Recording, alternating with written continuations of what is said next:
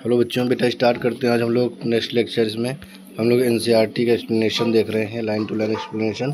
Microsporogenesis हम लोग पढ़ रहे थे लास्ट लेक्चर में।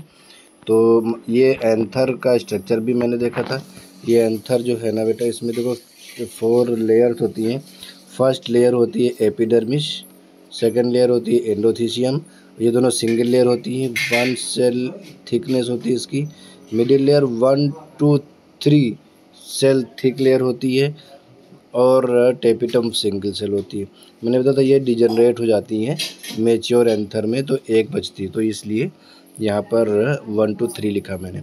अब ये सब ये देखो, ये लेयर इसमें इस डायग्राम में आपको दिखाई गई है। नेक्स्ट डायग्राम में आपको डिहाइसेंस ऑफ एंथर दिखाई। डिहाइसेंस मतलब है स्फुटन, एंथर का फटना। ये जो एंडोथीसियम की लेयर होती है बेटा, वो हाइग्रोस्कोपिक नेचर की होती है। अब यहाँ पे तुम्हें एक चीज़ ये देखनी है कि जो बेटा ये एंडोथीसियम है, एंडोथीसियम में कैलोज लेयर की थिकनिंग होती है और यहाँ पर अल्फ़ा सेलुलोज के फाइबर पाए जाते हैं, बैंड। ये ऐसे स्ट्रक्चर है ऐसे, तो इसमें अल्फ़ा सेलुलोज के बैंड पाए जाते हैं और यहाँ पर थिकनिंग होती है। थिकनिंग किस चीज़ की होती है? थिकनिंग होती है कैलोज लेयर यहाँ पे लगी रहती है, ये यहाँ पर इसकी थिकनिंग होती है और प्लस ये फाइबर्स। तो इस वजह से यहाँ पर extra thickening, extra strength provide करने के लिए ये थिकनिंग होती है। अब ये जो थिकनिंग है बेटा, ये यहाँ पर नहीं होती है और उस पोजीशन को, उस पार्ट को, उस प्लेस को हम बोलते हैं स्टोमियम। तो बेटा स्टोमियम क्या होता है? एंडोथीसियम का वो पार्ट जहाँ पर कैलोज लेयर और अल्फ़ा सेलुलोज के बैंड्स, ये फाइबर्स, कैलोज के फाइबर्स और अल्फ़ा सेलुलोज के जो बैंड्स होते हैं ये एब्सेंट होते हैं, एक्स्ट्रा थिकनिंग एब्सेंट होती है, तो उसी को बोलते हैं स्टोमियम। वहीं से डिहाइसेंस होता है, क्योंकि जब ये यहाँ पर ये हाइग्रोस्कोपिक नेचर वाटर एब्जॉर्ब करके रखती है, फिर ये वाटर जब लॉस होता है तब यहाँ से कंट्रैक्शन और दोनों तरफ, इस तरफ और इस तरफ कंट्रैक्शन होता है। तो बाकी जगह पर तो थिकनिंग है, वो ये जो खिंचाव है वो बियर कर सकती है, बट यहाँ से यहाँ पे थिकनिंग कम है ना, यहाँ पे थिन है, तो यहाँ से ये बर्स्ट हो जाती है और एंथर के अंदर जो पॉलन है वो छितर के बाहर निकल आते हैं। देखो ये जो पार्ट है इसको मैंने बताया था स्टोमियम। ये वाला जो पार्ट है ये वाला होता है स्टोमियम, ठीक है, ये वाला। और यहीं से देखो यहाँ पर क्या होता है, एंडोथीसियम की थिकनिंग कम है यहाँ पर, इसलिए ये ग्रुप सा बनता हुआ दिखाई था, लॉन्गिट्यूडनल आपको दिखेगा ये। और इस यहीं से एंथर का डिहाइसेंस होता है, ठीक है। ऊपर डायग्राम में देखो। अब देखो क्या है, यहाँ पर मैंने कहा था कि ये स्टेराइल टिश्यू भरा हुआ है और जब ये स्टेराइल टिश्यू डिजनरेट हो जाता है तब ये दोनों, एक यहाँ पर माइक्रोस्पोरेंजिया थी और एक यहाँ पे थी, बट अब ये दोनों एक हो गए। देखो ये ऐसे, और ये मेच्योर एंथर है इसलिए ये दोनों एक, अभी एक माइक्रोस्पोरेंजिया। जब एंथर यहाँ से बर्स्ट होगा, डिहाइसेंस होगा यहाँ से स्टोमियम से, तो ये सब पूरा पॉलन बाहर निकल के आएंगे और ठसाठस भरे हुए पॉलन माइक्रोस्पोरेंजियम एक मेच्योर एंथर में, ठीक है। ये कनेक्टिव का एरिया आपको दिखाई पड़ रहा है, यहाँ पे देखो कनेक्टिव टिश्यू है ये पूरा, ठीक है। तो अब हम लोग आगे पढ़ते हैं, माइक्रोस्पोरोजेनेसिस के कुछ पॉइंट्स पढ़ते हैं बेटा। डायग्राम बहुत केयरफुली देखना, ये नीट में आते हैं डायग्राम ऐसे ही। अब यहाँ से पढ़ते हैं।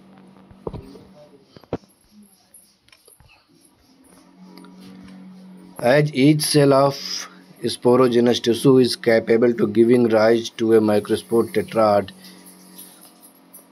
जितने भी सेल्स होती हैं, मैंने कहा था पूरा टिश्यू है भरा हुआ है जिसको स्पोरोजेनस टिश्यू बोलेंगे, न्यूसेलस बोलते हैं।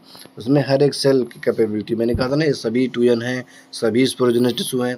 कोई भी सेल इसमें से पीएमसी की तरह या एमएमसी की तरह वर्क करेगी और उसमें मियोसिस होगा और स्पोर टेट्राड बनेगा, ठीक है। तो इसमें डिफरेंशिएशन होकर के वो एमएमसी बनती है, यानी पॉलन मदर सेल। एमएमसी का मतलब है माइक्रोस्पोर मदर सेल, या इसको पीएमसी कहें, पॉलन मदर सेल, वो बनता है, उसमें मियोसिस होता है। आगे बढ़ते हैं यहाँ से। Each one is a potential pollen और माइक्रोस्पोर मदर सेल, सभी क्या होती हैं? माइक्रोस्पोर मदर सेल होती है, पोटेंशियल पॉलन, वही एक ही बात है। द प्रोसेस, पोटेंशियल का मतलब है पॉलन बनाने की कैपेबिलिटी रखने वाली सेल।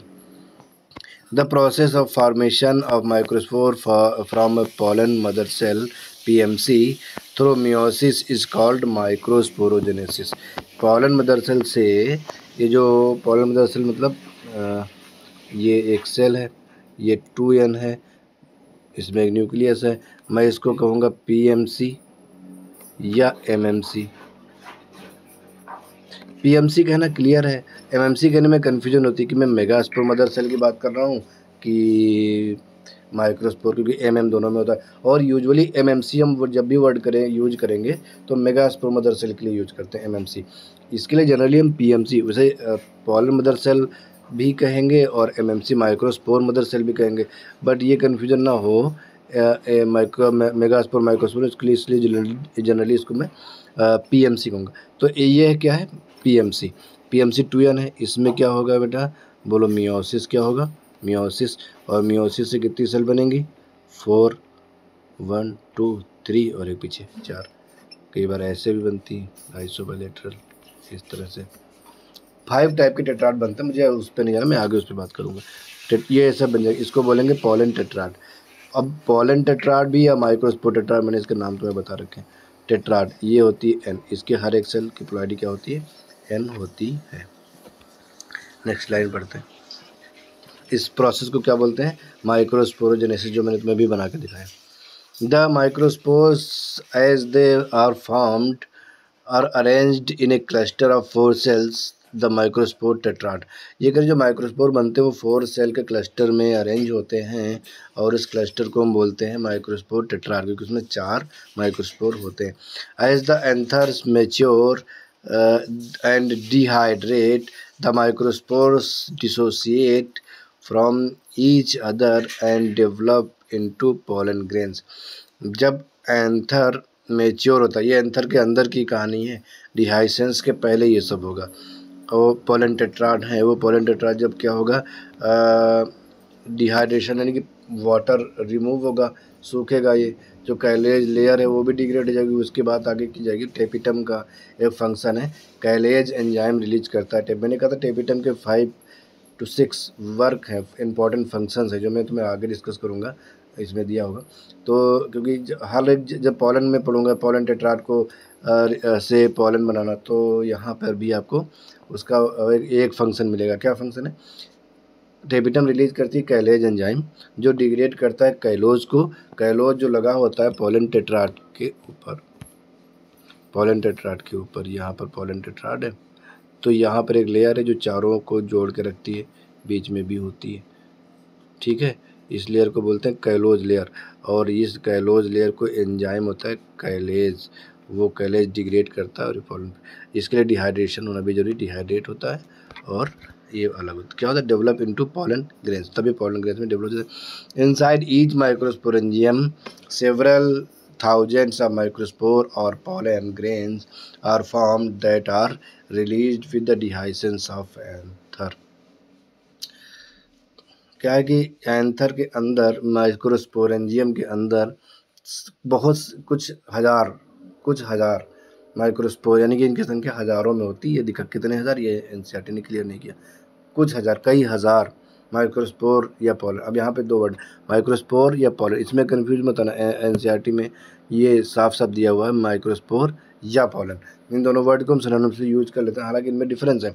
माइक्रोस्पोर मैच्योर होकर बाद में पोलन ग्रेन बनता है, बट अभी से इनको माइक्रोस्पोर ये बोल रहे हैं। और एनसीईआरटी में कभी भी ये जो क्वेश्चन नीट में कभी आएगा तो वो आपको कंफ्यूज नहीं करेंगे, ऑप्शन में एक ही रखेंगे, आप तो माइक्रोस्पोर रखेंगे या पोलन रखेंगे। Are formed that are released with the dehiscence of anther, वो बाहर निकलते हैं, कब निकलते हैं, जब एंथर डिहाइसेंस होता है। अब एंथर डिहाइसेंस होने पे कौन बाहर निकलता है, माइक्रोस्पोर निकलता है कि पोलन निकलता है, जो ऑप्शन में है वो निकलता है। पोलन ऑप्शन में तो पोलन निकलता है, माइक्रोस्पोर ऑप्शन में तो माइक्रोस्पोर निकलता है। एनसीईआरटी दोनों की बात कर रही, हमें इस झगड़े में नहीं पड़ना कौन निकलता कौन नहीं निकलता, दोनों को एनसीईआरटी ने बोला और करके लिखा है इसने, ठीक है। बट बेस्ट आंसर पोलन है, क्योंकि वो पोलन के फॉर्म में ही रिलीज होते हैं। अब माइक्रोस्पोर तो डेवलप करता है पोलन के फॉर्म में। अब बात आ रही पोलन ग्रेन्स क्या है, इसके बारे में पढ़ना, ये अलग से हेडिंग दे रखी है एनसीईआरटी ने, पोलन ग्रेन्स पढ़ो। पोलन ग्रेन क्या है, गैमीट है कि गैमीटोफाइट है, तो पोलन ग्रेन गैमीटोफाइट है। अब मैं आपसे क्वेश्चन पूछता हूँ, कि गैमीट और गैमीटोफाइट में क्या डिफरेंस होता है। बेटा गैमीट हमेशा सिंगल सेल स्ट्रक्चर होता है और वो फ्यूज़ करके जायगोट बनाता है। जो फर्टिलाइजेशन में इन्वॉल्व होता है उसको हम बोलते हैं गैमीट, और जो स्ट्रक्चर गैमीट को बनाता है, गैमीट को फॉर्मेशन करता है, उसको गैमेटोफाइट। और ये मल्टी सेलुलर स्ट्रक्चर होता है मोस्टली यूनिसेलुलर, क्योंकि जब मल्टी सेलुलर बनेगा तो बनेगा यूनिसेलुलर से ही ना। जैसे माइक्रोस्पोर है तो microspore is the first cell of male gametophyte. अब पॉलन बना तो पॉलन गैमेटोफाइट है कि गैमीट है? गैमेटोफाइट है, क्योंकि ये सिंगल सेल स्ट्रक्चर नहीं है। पॉलन 2 सेल 3 सेल स्ट्रक्चर है। पहले क्या होता है कि जब 2 सेल स्ट्रक्चर होगा, बाद में जनरेटिव सेल डिवाइड होकर के 2 मेल गैमीट बनाएगी। पहले क्या होता है, एक जनरेटिव सेल और एक वेजिटेटिव सेल, 2 सेल हो गए ना, तो 2 सेल स्टेज है, तो ये यूनिसेलुलर नहीं हुआ ना। और ये पॉलन फर्टिलाइजेशन में भी डायरेक्ट इन्वॉल्व नहीं होते हैं। तो पॉलन ग्रेन्स क्या है? गैमेटोफाइट है। फिर उनसे जो 2 जनरेटिव सेल, एक जनरेटिव सेल से डिवाइड होकर के 2 माइटोसिस से डिवाइड होंगे और 2 मेल गैमीट बनेंगे। वो में दोनों मेल गैमीट फर्टिलाइजेशन में इन्वॉल्व होते हैं। So they are gamete and pollen is gametophyte. आगे बढ़ते हैं। If you touch the open anther of hibiscus और any other flower you would find deposition of yellowish powdery pollen grains on your fingers। जब आप किसी mature anther को देखेंगे, किसी फ्लावर के, हिबिस्कस ले लो या कोई और ले लो, एनसीईआरटी कहती कोई भी ले सकता हो, उसमें आपको येलोइश डिपोजिशन दिखेगा पॉलन ग्रेन्स का। स्टेमन के ऊपर आप देखोगे, फिंगर आप टच करोगे, लगेगा पाउडर जैसा लग रहा है, क्योंकि बहुत छोटे होते हैं ना और बहुत नंबर में होते हैं, इसलिए वो पाउडर जैसा लगता है। वो क्या होते हैं? पॉलन ग्रेन्स होते हैं। Sprinkle these grains on a drop of water taken on a glass slide and observe under microscope। क्या होगा कि उनको आप एक वॉच ग्लास ले लीजिए या फिर स्लाइड ले लीजिए, और इस स्लाइड के ऊपर, वॉच ग्लास में भी ले सकते हैं, एनसीईआरटी ने स्लाइड लेने का कहा है।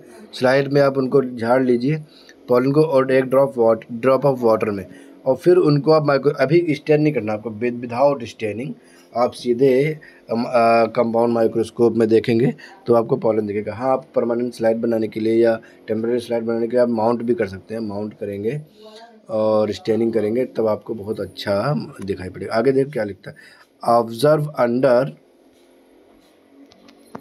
अभी मैं डायग्राम देखूंगा, पहले लाइन पढ़ लेता हूँ। A microscope you will really be amazed eight A variety of architecture, size, shape, colors, design seen on the pollen grains from different species। अभी तो एक फ्लावर की बात की इन्होंने, तो एक फ्लावर को लेकर के आप जब देखोगे तो आपको कुछ फ्लावर, उस फ्लावर से कुछ जो पॉलन दिखेंगे स्लाइड पे माइक्रोस्कोप में, अलग अलग फ्लावर को डिफरेंट स्लाइड के पर फ्लावर के रखोगे पॉलन, तो आपको अलग अलग तरह के माइक्रोस्पोर या पॉलन दिखाई पड़ेंगे, पॉलन ग्रेन ही दिखाई पड़ेंगे, और उनका शेप और साइज अलग अलग होगा। अब देखो एनसीईआरटी ने कुछ डायग्राम बना रखे हैं, ये देखिए पॉलन, ये अलग अलग स्पीसीज के पॉलन के शेप हैं, देखो कैसे है ये, इसमें देखो यहाँ पे। अब ये डिज़ाइन तो सबकी ऐसी होती है, पर थोड़ा सा डिफरेंस होता है उसकी डिज़ाइन में। तो ये पॉलन ग्रेन्स हैं डिफरेंट स्पीसीज के। ये पॉलन टेट्राड बना रखा है इन्होंने, देखो इसमें 4 माइक्रोस्पोर हैं। फिर ये बनती है पॉलन है बहुत सारे, ठीक है, ये पॉलन है बहुत सारे। अब आगे देखते हैं, ये फिगर में दिखा रखा है 2.4 में, आप फिगर को देखें, ये प्रोसेस दिखाई है इन्होंने, ये प्रोसेस को देख लेते हैं। बेटा ये क्या है? माइक्रोस्पोर टेट्राड, इधर किनारे देख लेते हैं, ये वाला, ये क्या है? माइक्रोस्पोर टेट्राड है। इसको थोड़ा सा छोटा कर लेते हैं ताकि पूरा आ जाए। हाँ, अब देखो ये क्या? माइक्रोस्पोर टेट्राड है, और माइक्रोस्पोर टेट्राड से ये